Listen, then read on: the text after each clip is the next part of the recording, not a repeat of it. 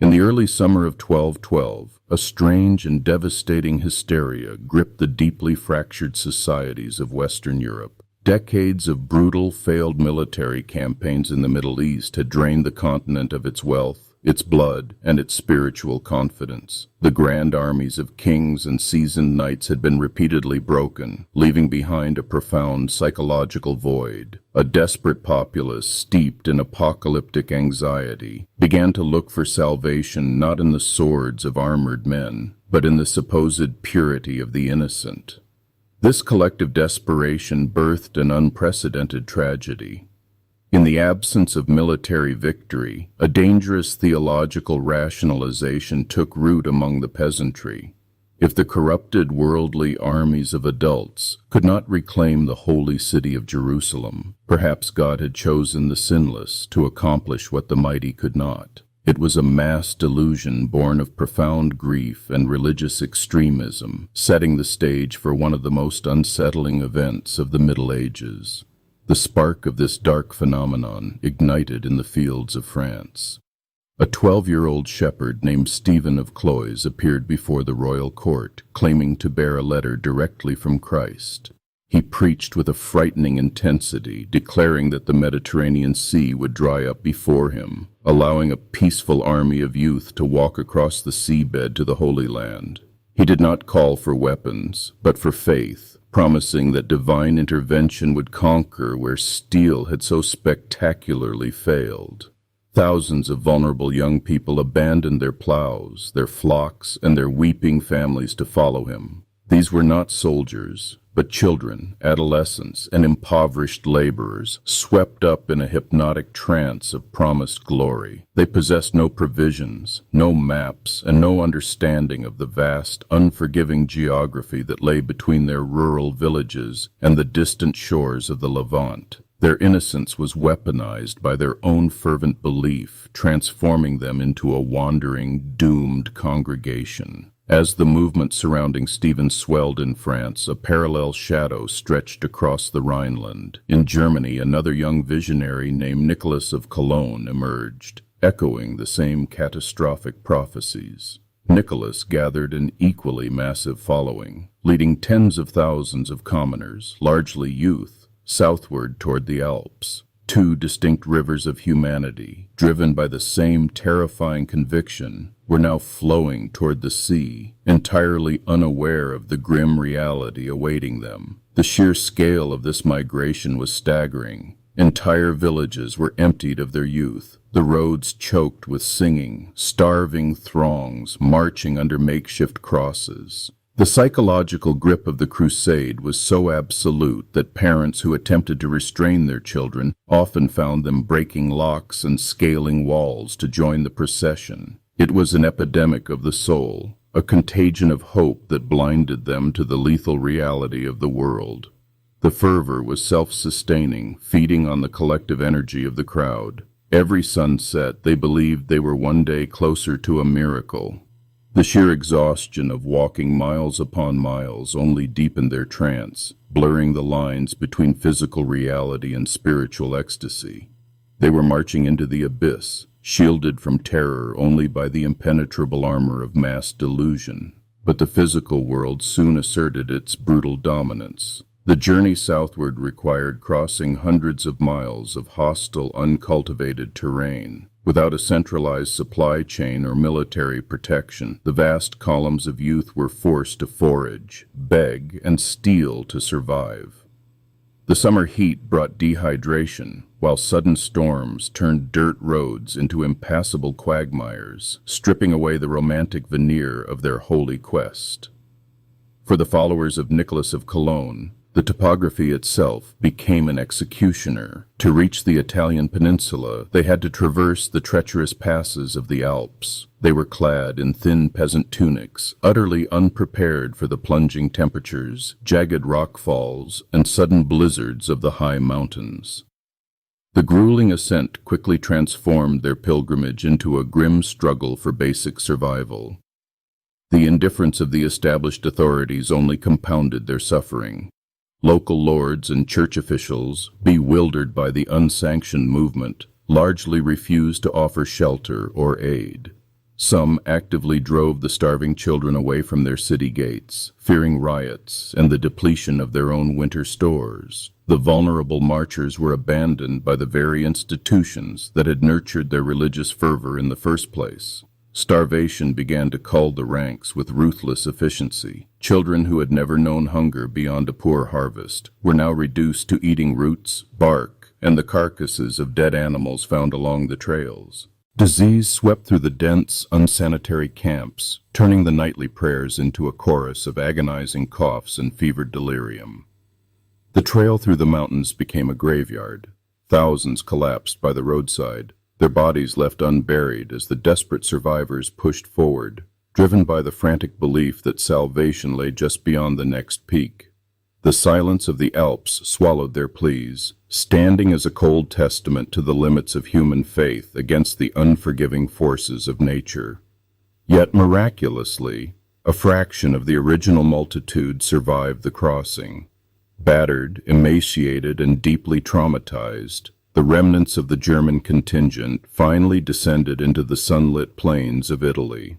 They had endured unimaginable horrors, sustained only by the singular, burning vision that the ocean would soon part for them. Their sheer endurance was a testament to the terrifying power of the human will when anchored to an absolute belief.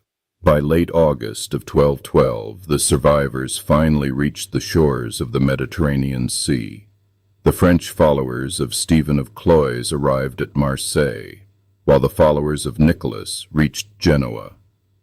This was the promised moment, the geographical climax of their agonizing journey. Thousands of weary, hopeful eyes stared out at the vast, blue expanse of water, waiting for the divine intervention that had been prophesied. They gathered at the water edge, dropping to their knees in fervent prayer. The atmosphere was thick with anticipation, a desperate, breathless silence falling over the crowd as they waited for the waves to recede. They expected a biblical spectacle, a second exodus that would vindicate their suffering and prove their divine mandate to the doubting world.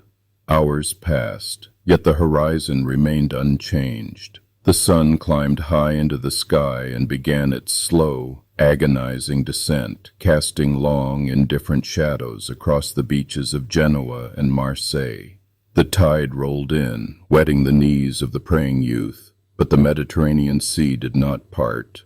The waters remained stubbornly, tragically unbroken, reflecting only the hollow gaze of a shattered multitude.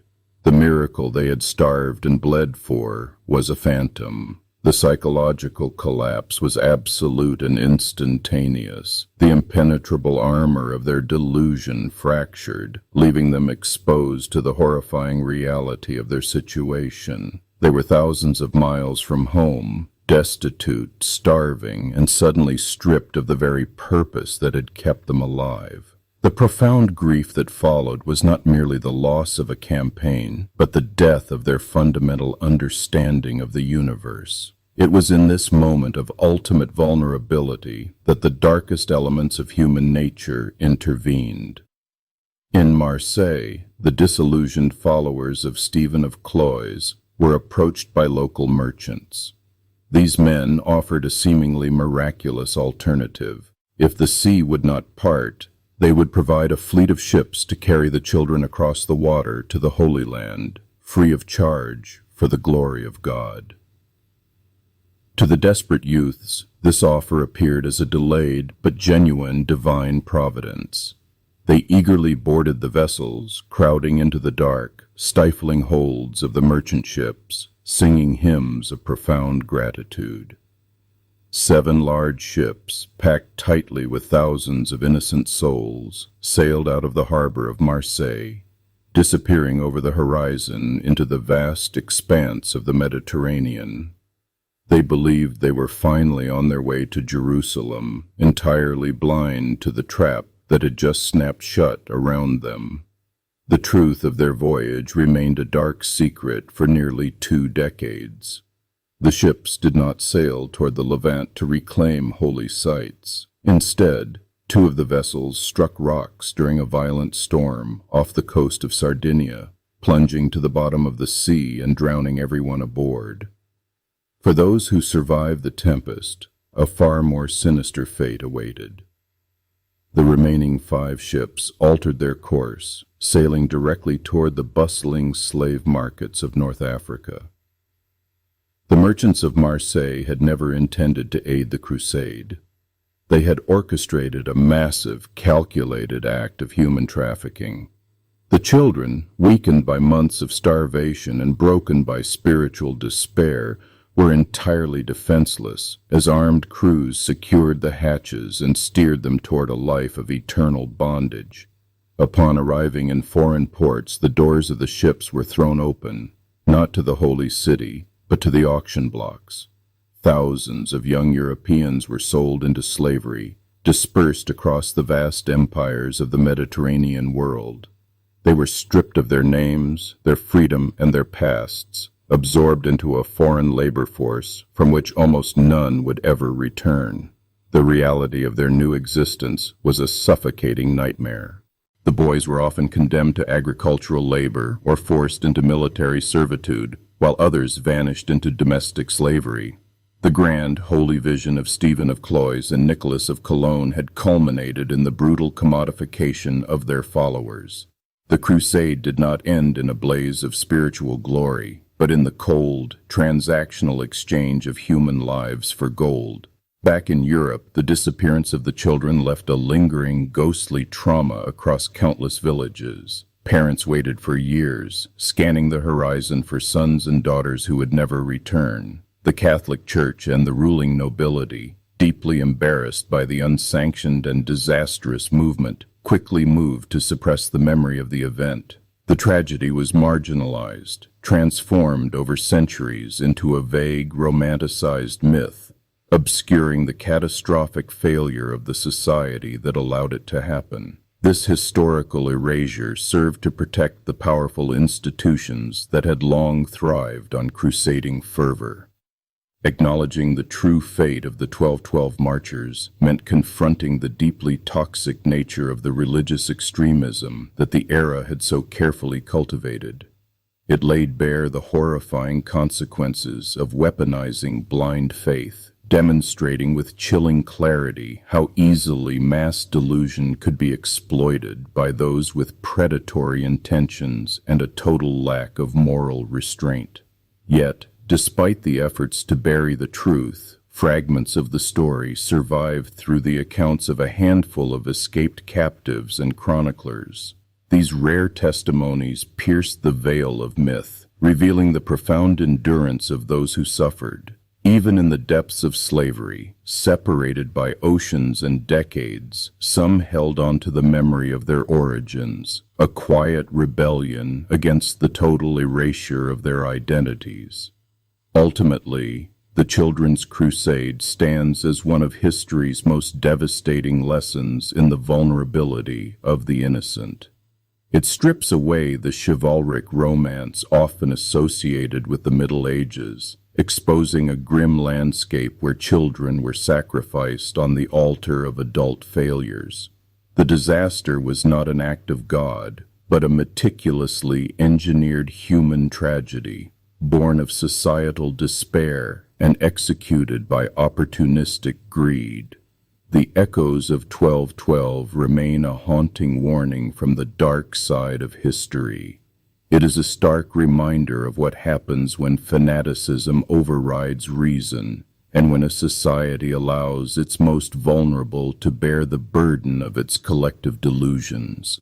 The thousands who marched toward the Mediterranean Sea did not find a parted ocean or a holy kingdom. They found only the cold, unyielding reality of human cruelty, their voices forever swallowed by the tide.